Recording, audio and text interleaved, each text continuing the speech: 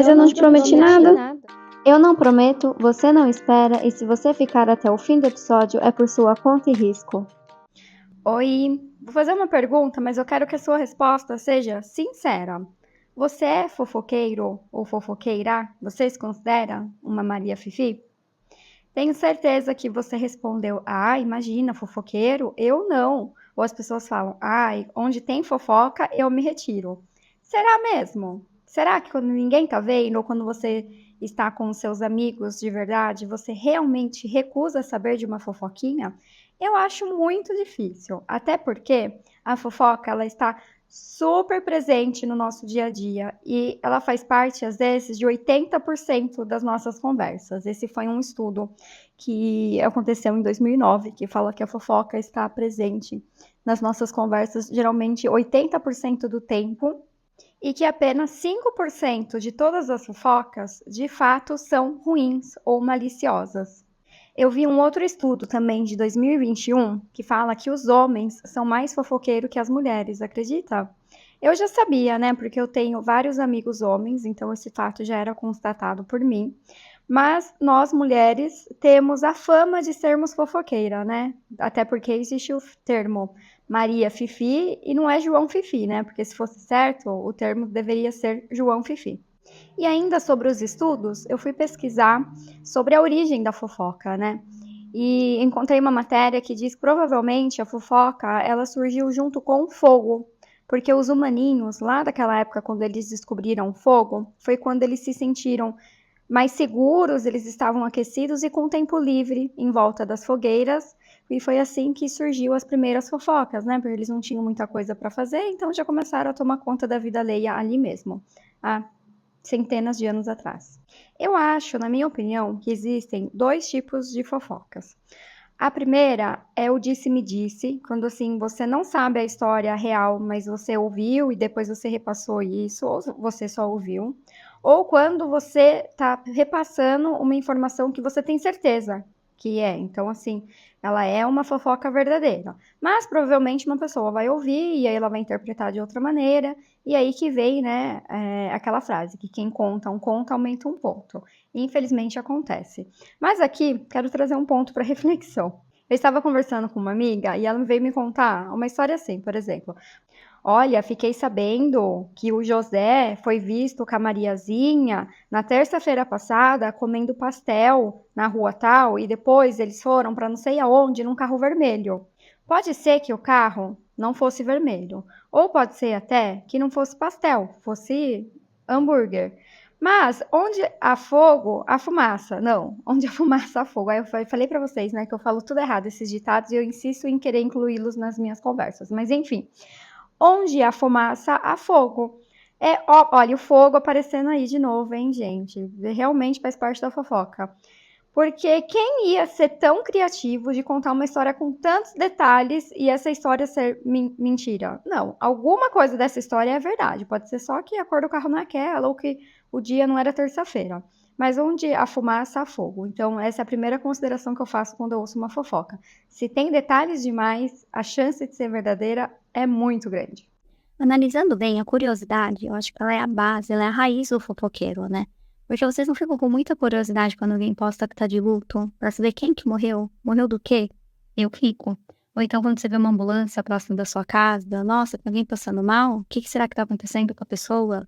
Essa curiosidade é bem específica, quando alguma mulher engravida, e aí eu fico pensando, será que foi planejado? Se não foi planejado, qual será o método anticoncepcional que ela usava? Será que é o mesmo anticoncepcional que o meu? Aí nesse caso já não é nem fofoca e curiosidade, é informação, né? Porque se for o mesmo que o meu, significa que o meu é falha.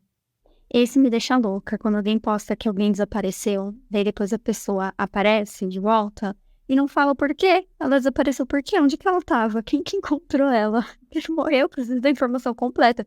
Principalmente porque eu já fiquei preocupada porque desapareceu. Então, o mínimo, a pessoa tinha que vir com a informação completa depois do reaparecimento do desaparecido, né?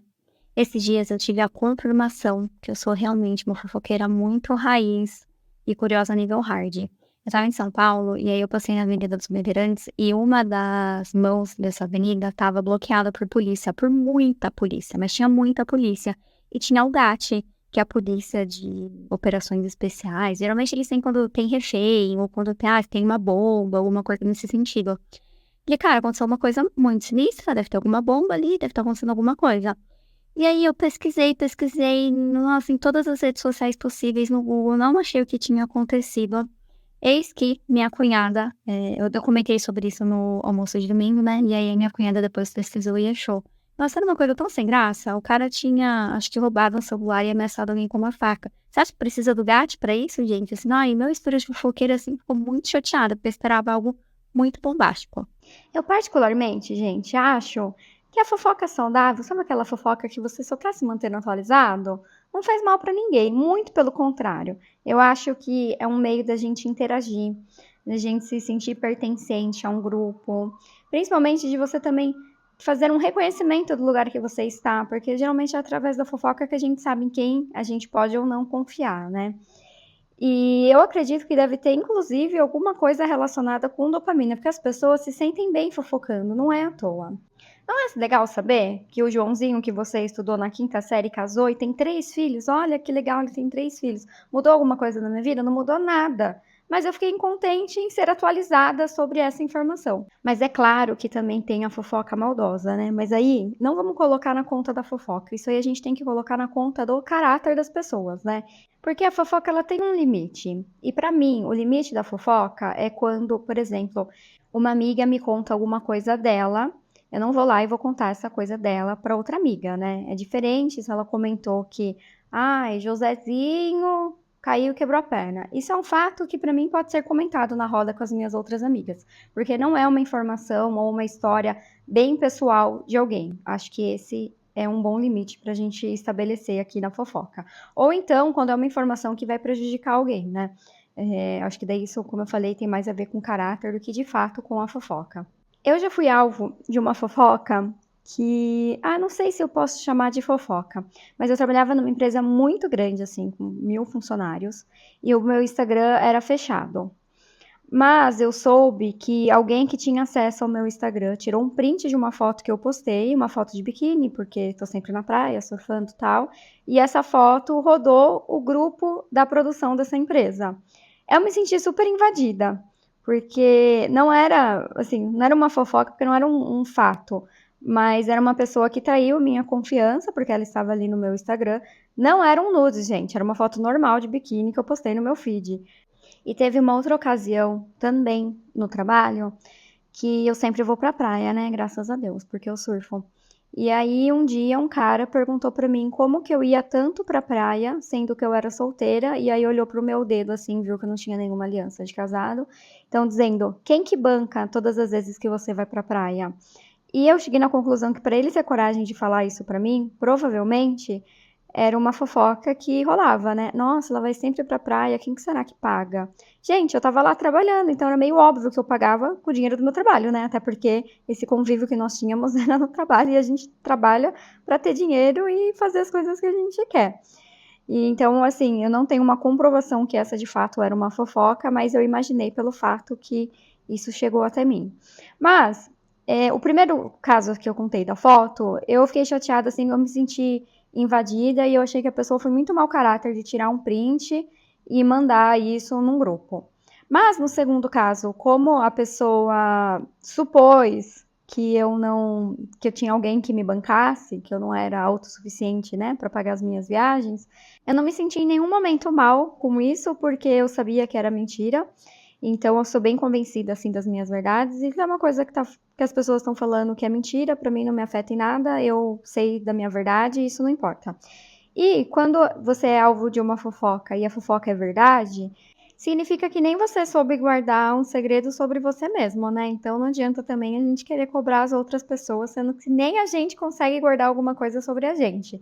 Então é melhor a gente começar a prestar atenção para quem que nós estamos contando as coisas e melhorar. E se não é para ninguém saber, não conta para ninguém. Essa é a melhor maneira disso não virar uma fofoca.